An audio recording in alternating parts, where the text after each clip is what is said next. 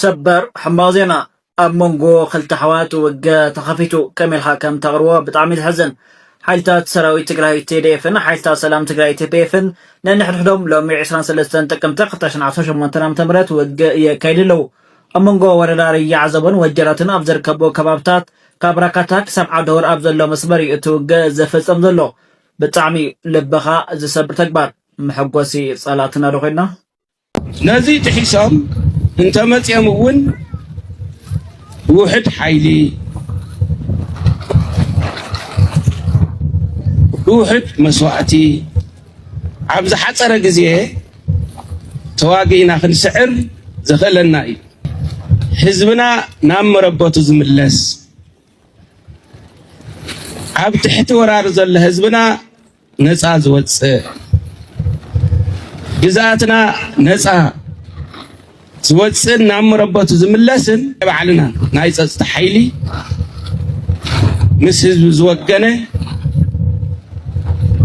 ናይ ህዝቢ ኣለንታ ዝኾነ ሰራዊትናን ምምሕዳርናን ጥራሕ እዩ። ብጀኖሳይድ ዝፈፀሙልናን ብኽሓትን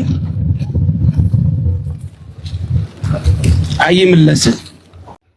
ሰላም ነቅድም ሕጋዊ መፍትሒ ነቅድም ሰላማውን ሕጋውን መፍትሒ ናይ ህዝቢ ትግራይ ተግባራዊ እንተዘይኮይኑ ከዓ ኩሎም ንመኸተ ህዝቢ ትግራይ ዝፍጠሩ ፀገማት በቲ ዝለዓለ መስዋዕቲ እውን ኣብ ጎኒ ህዝቢ ትግራይ ኮይና ንፍፅሞ ስለ ዝኾንና ንሰላምን ሕጋዊ መፍትሕን ኣብ ጎንና ክትኮኑ ቀፃሊ ህዝቢ ትግራይ ናብ ፀገም ዝእቱ ነገር ተመፂኻ ኣብ ጎኒ ህዝቢ ትግራይ ኮይንኩም ኣብቲ ዝሓለፈ እዋን እዚ ክንልዕል ከለና ከይረሳዕና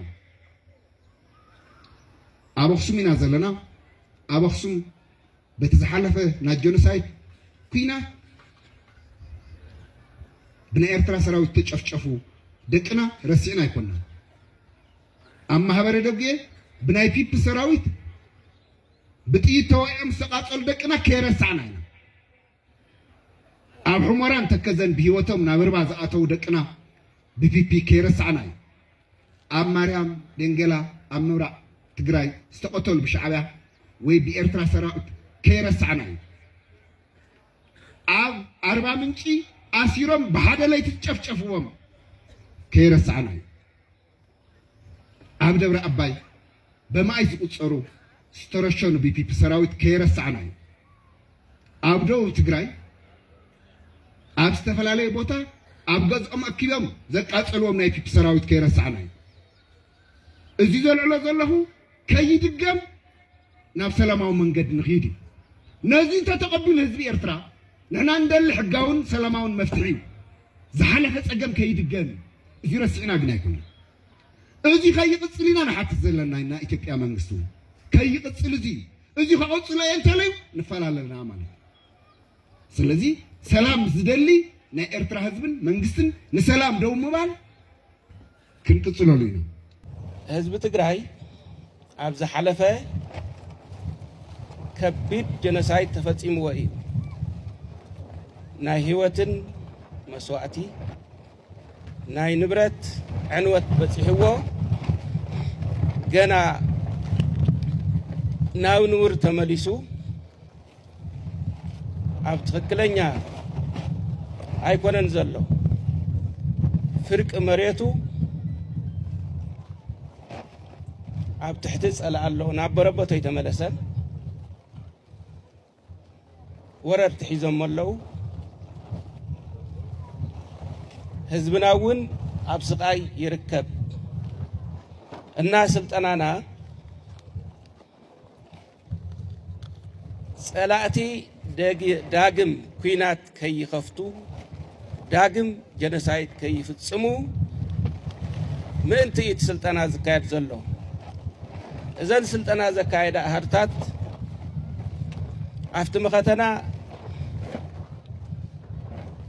ዓበይቲ ዓወታት ዘመዝገባ ኣብ ኩሉ ከባቢ እስከ መን ዝበላ ኣህርታት ኮይነን ከቢድ ፀገማት ዝሓለፋ ኣህርታት እየን። እዚ ብዘይ ምስልጣንና ኣብቲ ሽዑ ግዜ ክንስልጥን ጊዜ ነበረን ቦታ ይነበረን እሁል መሰልጠኒ እውነ ይነበረን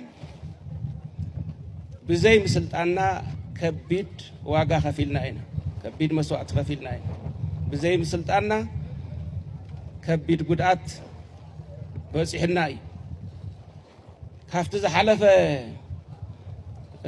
ተማሂርና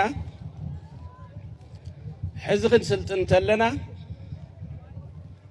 እቲ ሓደ ከምቲ ዓንተ ወዝገለጽክዎ ናብ ኩናት ከይነኣቱ ኩሉ ብሰላም ክንውድኦ ምእንቲ ናብ ኩናት ከይተኣቱ ብቑዕ ሰራዊት ሃልዩ እኳ ስለዝኾነ እቲ ስልጠናና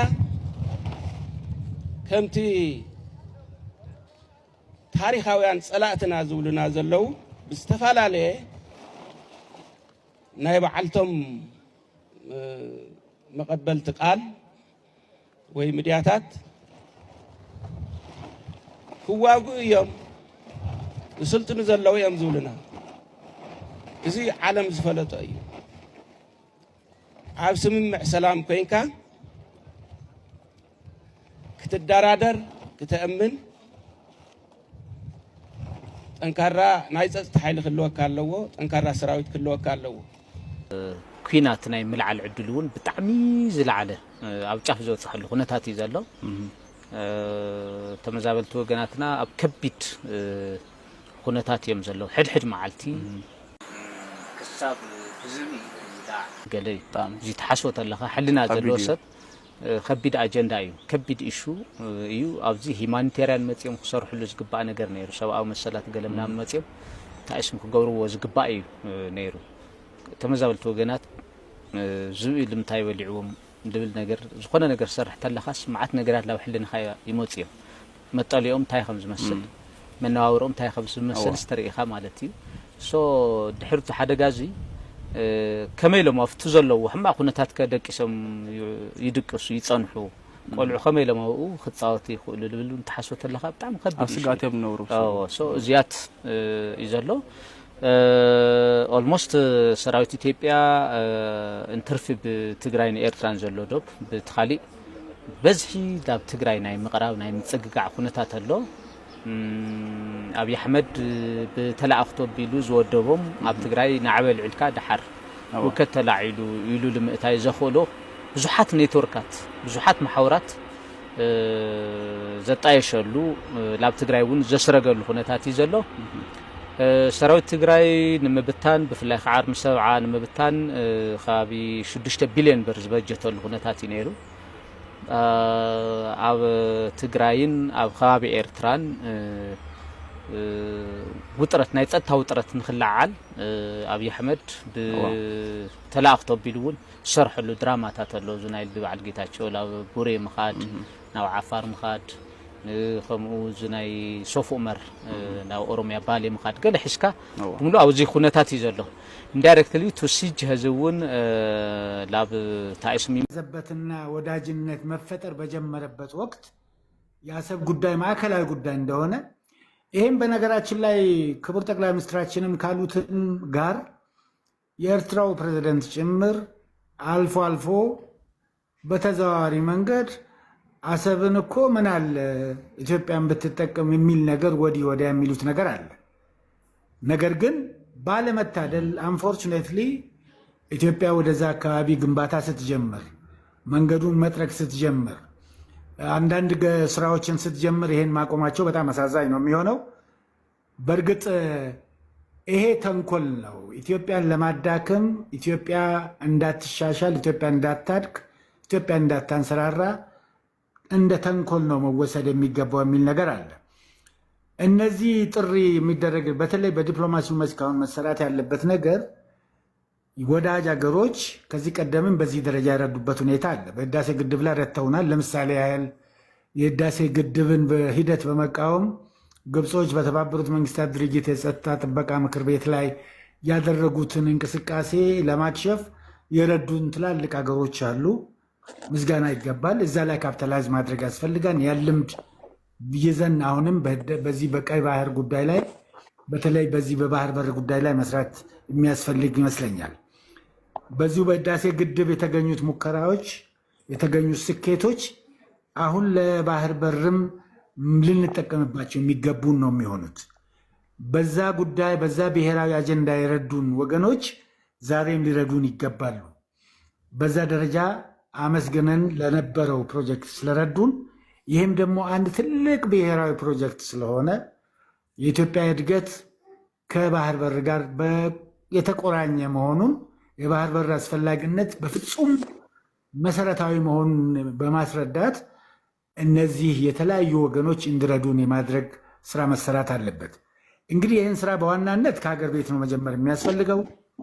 በውስጥ በሀገር ደረጃ ህዝባችን ግንዛቤ መያዝ አለበት በዚህ ጉዳይ ላይ። ይሄ ጉዳይ ብሔራዊ ጉዳይ መሆኑን ጅቡቲ ካባና 3 ቢሊዮን 2 ቢሊዮን ይወስደለው አሰብና ልባየሞ ጅቡቲ ጥራሕ ካብ ትጥቀምስ ንስኹም እሱም ተጠቅሙልና ጅቡቲ ሓላል ይገበረላ